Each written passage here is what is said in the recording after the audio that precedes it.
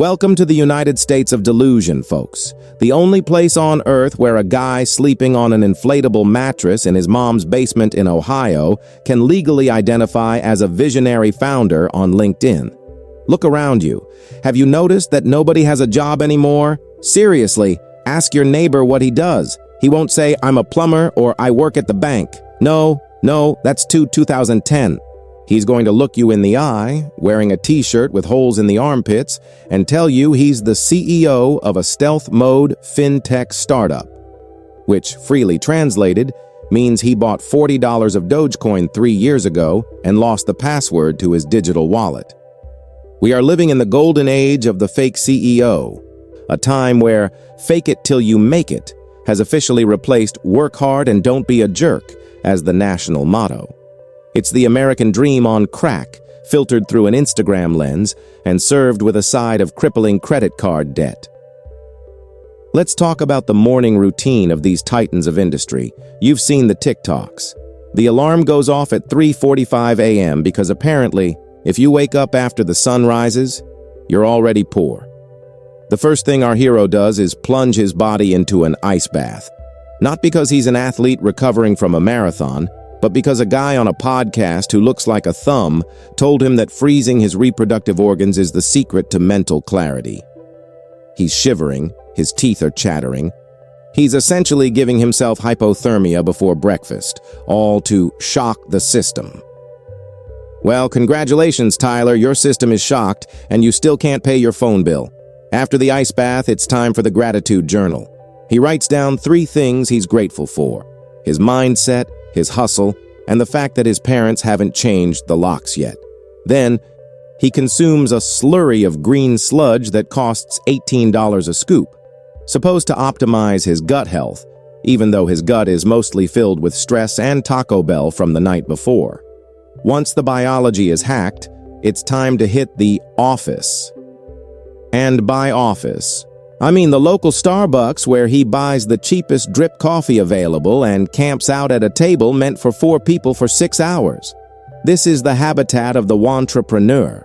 He opens his MacBook, which is covered in stickers for software he doesn't know how to use, and logs into LinkedIn. Ah, LinkedIn, the corporate version of Tinder. But instead of lying about your height, you lie about your relevance. Have you seen these bios?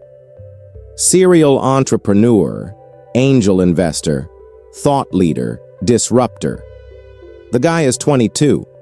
The only thing he's disrupted is his family's Thanksgiving dinner by trying to sell his aunt an NFT of a pixelated monkey.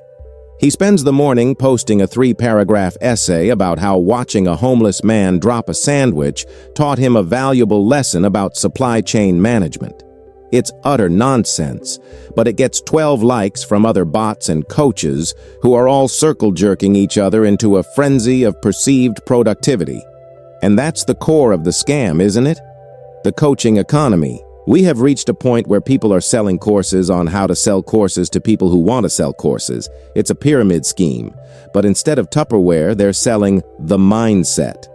You see these guys in their ads, standing in front of a rented Lamborghini, renting an Airbnb mansion for the weekend to shoot content, screaming at the camera that you're a loser if you work a 9 to 5.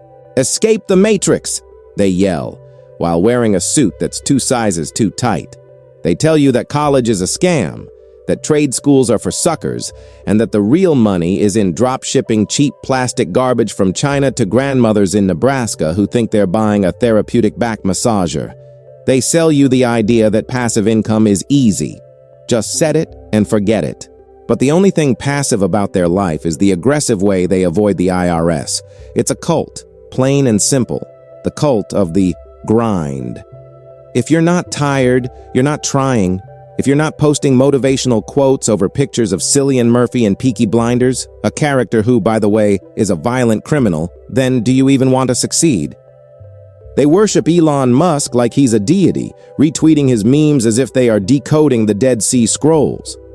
They talk about scaling and leveraging assets, but their only asset is a 2014 Honda Civic with a check engine light that's been on since the Obama administration.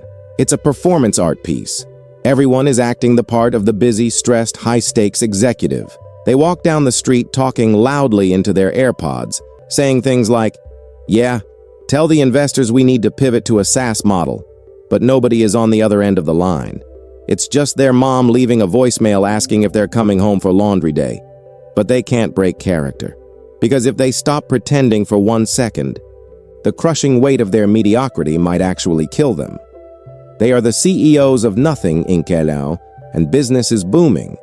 But here is where the rubber meets the road, or rather, where the rented luxury car hits the pothole of reality. The calendar flips to the 1st of the month.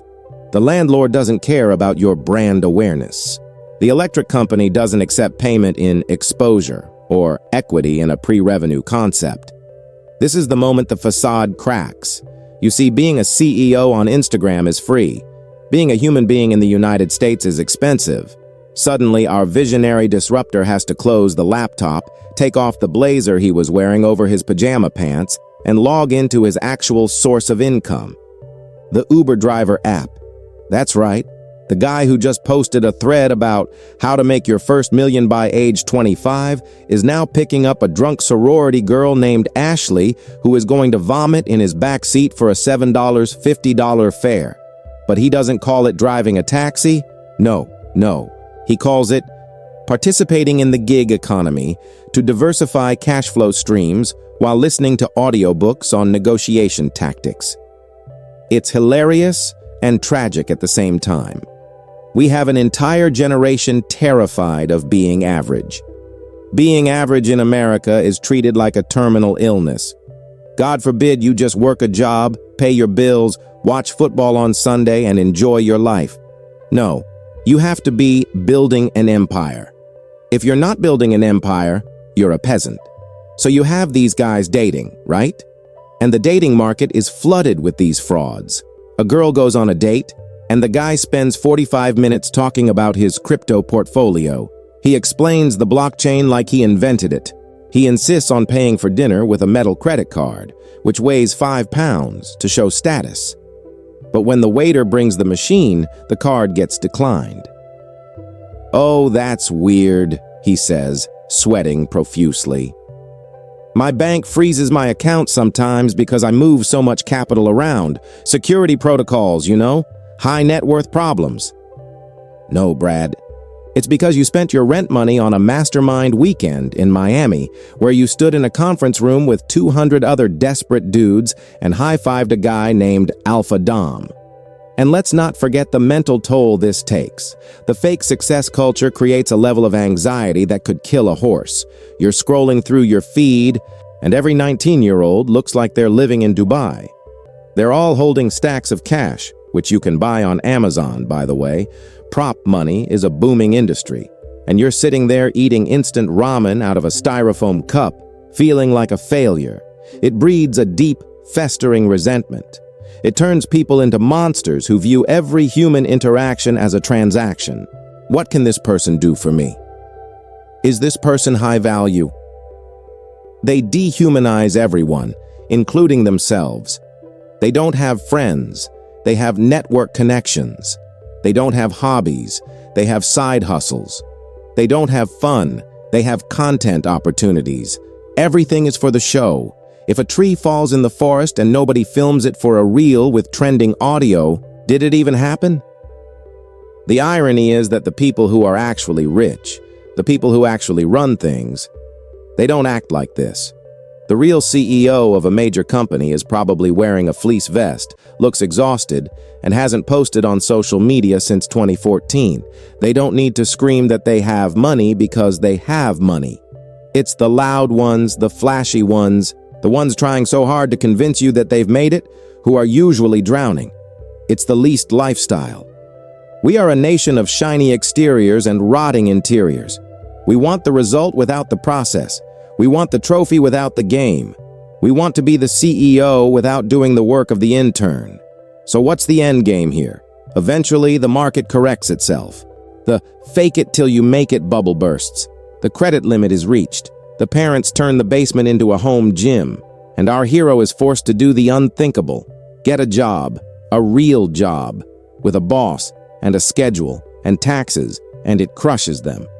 Not because the work is hard, but because they have to admit they aren't the main character in a movie about themselves. They're just an NPC like the rest of us. But don't worry, give it 6 months. He'll be back. He'll find a new grift. AI automation agency?